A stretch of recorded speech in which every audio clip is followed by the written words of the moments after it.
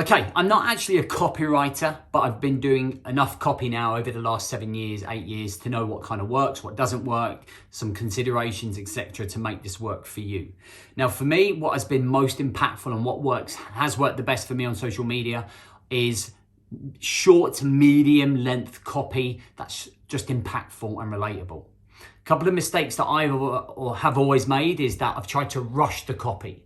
So if I have like a quick 10 minutes, I try and just write something to get something out there.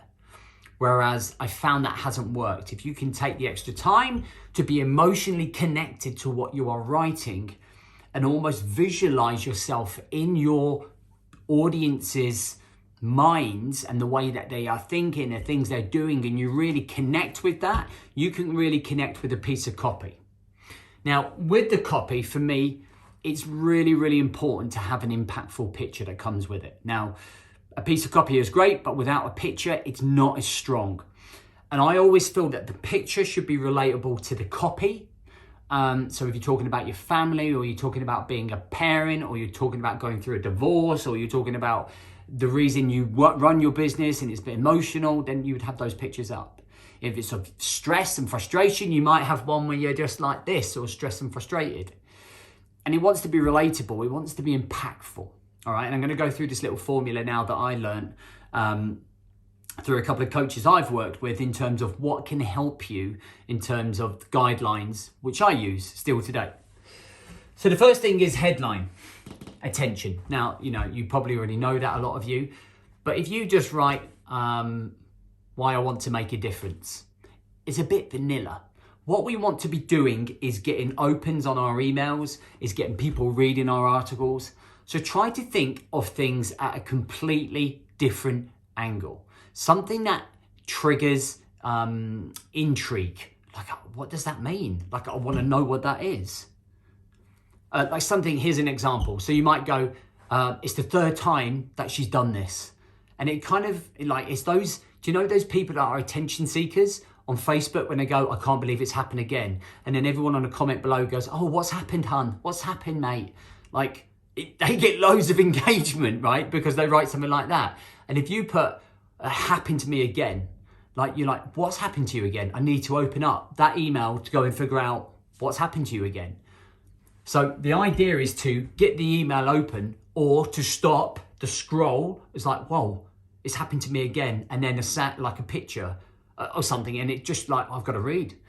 All right. That then leads into this next part, which is interest and relatable. I reckon you've got 2, 3, 4 lines most before the person decides whether to carry on reading your email, carry on reading your article, or just come away and keep scrolling, or just delete your email. So you have to gain their attention in that first 4 lines. Something impactful. Remember, like the live videos, we do something where we intrigue people to stay. And at the end of each sentence, you should be building up attention. You should be building up to the big thing, to the big pinnacle, whatever it is that the point that you're trying to make within your email and your copy. So you build them up and you gain their interest and you build their intrigue and you capture their imagination as you're writing. You're almost becoming a storyteller. Think about when you tell your kids, if you've got kids, the stories, and you build up the story to them. You're like, the way that I talk to my 4-year-old, like, wow, and then the prince entered the castle and he had to fight the dragon. And they're like, and the kids are like, oh my God, like that. But you just got to do it at an adult level. All right, so we're creating that interest, we're making it relatable, okay, and we're really getting them involved. And that's the importance of having the emotional connection, by the way. Okay, desire, make them want to reply to you. So as you're going through and you've gone through the pain point and the story, and then you're kind of talking about how to come out of this and how you can improve yourself and giving them some value, you almost want them to reply to your email and say, oh, geez, James, that email really resonated with me this morning. Thank you so much. And I think if you're doing that, or you're getting the comments on your social media, oh, I just needed that today. That can really make a difference, and you really know that you're onto a winner because you've connected with them. They've related to you. Remember, you're on audition, so when it comes to you offering a sale, it then suddenly becomes like, wow, Yeah, I've been relating to this guy for 4 or 5 months, or this girl for 6 to 7 months. So I want to work with them now. And then inspire action. So I've put action here. This is the action point. So let's stop talking crap to ourselves. Let's stop procrastinating. Let's get this job done. What are you going to do today that's going to make a difference? Reply to my email, let me know, or let me know in the comments. Always promote engagement. Always promote that conversation. Because if you was in a pub, all right, and you were having a glass of wine or a beer with this person that's reading, you want them to be able to relate to you and engage them.